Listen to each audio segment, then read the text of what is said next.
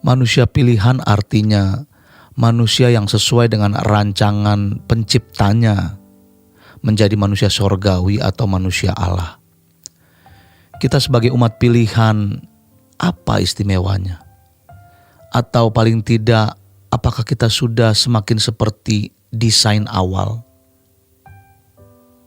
Jadi, manusia pilihan adalah manusia yang memiliki keberadaan luar biasa. Berbeda dengan manusia yang tidak terpilih. Perlu kita garis bawahi, mereka tidak terpilih karena tidak memberikan respon. Kalau seorang mengaku sebagai umat pilihan tetapi tidak memiliki keberadaan yang luar biasa, maka ia menipu diri sendiri. Tuhan Yesuslah manusia pilihan yang menjadi teladan atau contoh bagi kita semua. Orang yang mengaku sebagai umat pilihan akan terus bertumbuh makin seperti Tuhan Yesus. Jadi sebenarnya kita sulit untuk bisa membaca orang lain apakah sudah lahir baru atau belum. Walau nanti akhirnya bisa. Karena dari buahnya kita mengenal orang itu. Tuhan tidak pernah berniat menjadikan makhluk setengah baik. Tapi Tuhan menghendaki makhluk yang sangat baik. Dan itu dilaksanakan Tuhan pada zaman penggenapan. Dan kitalah orang yang ditentukan, dipilih, ditunjuk untuk menjadi orang-orang seperti itu. Namun itu tidak langsung otomatis. Tidak. Diperlukan respons kita. Kita hidup di zaman penggenapan atau zaman perjanjian baru di mana kita bisa mendengar Injil dengan lengkap.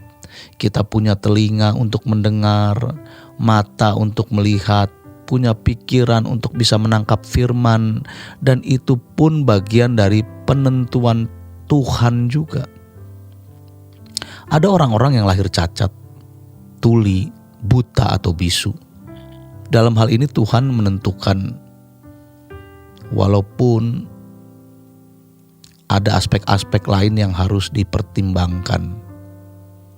Orang tuanya terkena HIV atau orang tuanya berbuat salah, itu bisa. Dan Tuhan tidak bisa menghindarkan hal itu karena memang apa yang ditabur orang dituainya. Mungkin pertanyaannya, bagaimana kalau orang-orang berada di sebuah pendalaman yang jauh dari peradaban modern, di mana mereka tidak bisa baca dan nyaris tidak pernah mendengar Injil? Tentu Tuhan tidak menuntut mereka sama seperti kita yang bisa mendengar Injil, karena kita masuk proses penyempurnaan. Kita adalah orang-orang yang dipilih, yang ditentukan dan ditunjuk Tuhan. Tetapi respon kita tetap harus diperlukan di sini. Yang penting jangan kita mencoba menghubungkan urusan Tuhan yang Maha Tahu dan segala sesuatu yang misteri dalam pikiran Tuhan dengan langkah kita hari ini.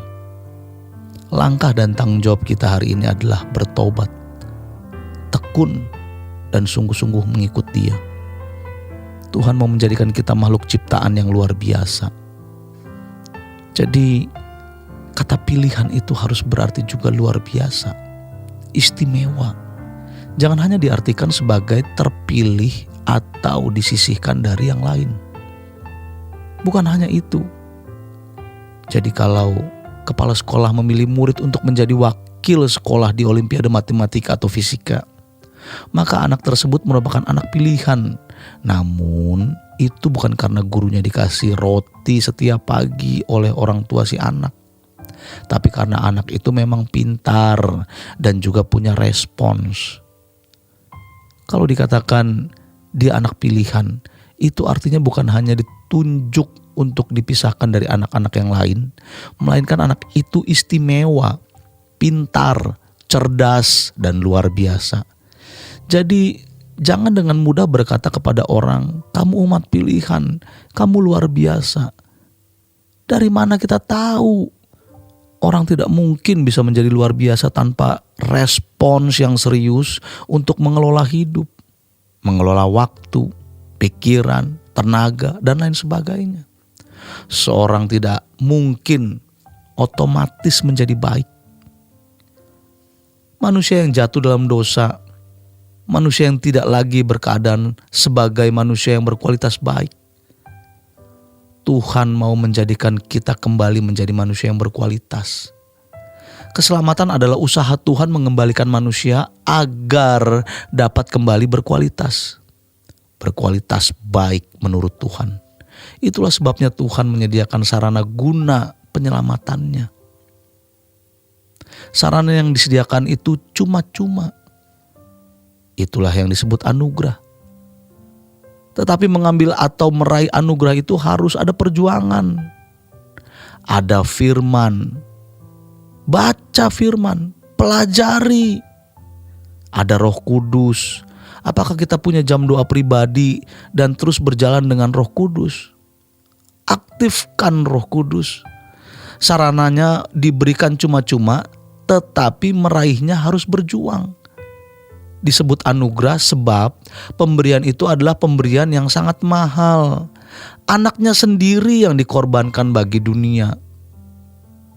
Anugerah itu menjadi berharga ketika cara kita menerima anugerah harus melalui sesuatu perjuangan. Perjuangan nyata untuk perubahannya.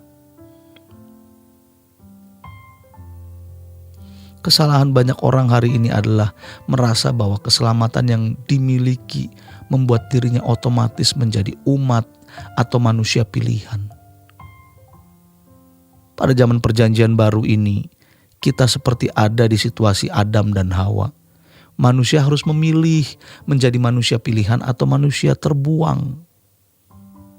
Kalau sebelum zaman anugerah tidak ada pilihan itu. Memang semua bisa menjadi orang baik, akan tetapi tidak bisa menjadi orang pilihan atau sempurna seperti Bapa. Namun setelah zaman perjanjian baru, orang diperhadapkan kepada pilihan ini. Bisa menjadi manusia pilihan atau manusia terbuang. Tuhan berkata, di pihak mana kamu berdiri? Putuskanlah itu. Demikian kebenaran kita hari ini. Selamat berjuang untuk memilih menjadi orang pilihan atau orang yang terbuang. Tuhan Yesus memberkati. Sola Gracia.